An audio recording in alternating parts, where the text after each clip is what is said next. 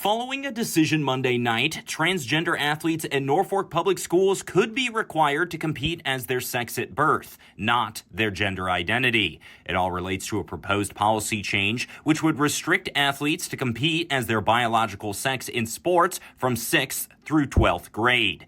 The proposed change drew in a number of speakers, both those for the policy's change and against it.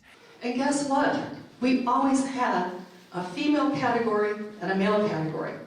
Male and females are just born with separate biological, we have different muscles. It's not fair to the women to make them compete against the men. It simply is not fair.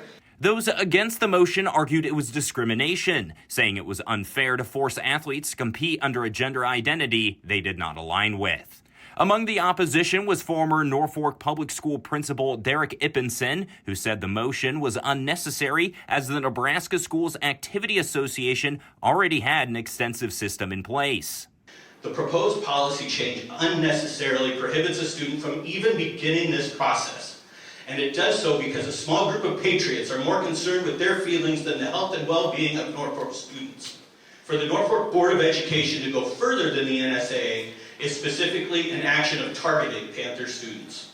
Later in the meeting, board member Beth Shashikant made a motion to postpone implementing any transgender policy until they had more clarifying information. Her motion did not receive a second, resulting in its failure. A second motion was proposed by board member Terry Bauer to approve the policy change on the first reading. Board members in favor of the motion discussed why they felt this rule needed to be implemented.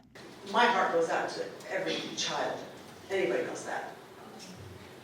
But also protecting the girls. Because I've talked to the students, somebody brought that up, and I've talked to a lot of students, because I didn't know. I wanted to know what the students thought.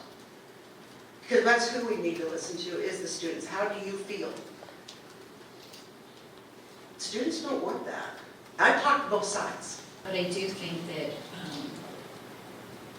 we're in a very conservative community, and I'm here to represent some of those neighbors that I have and some of the people, so it's very difficult for me to know what to do. I'll just be honest.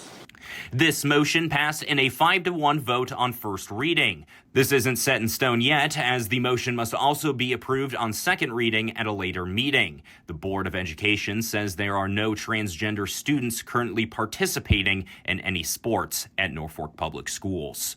In Norfolk, Ryan Pat T, News Channel, Nebraska.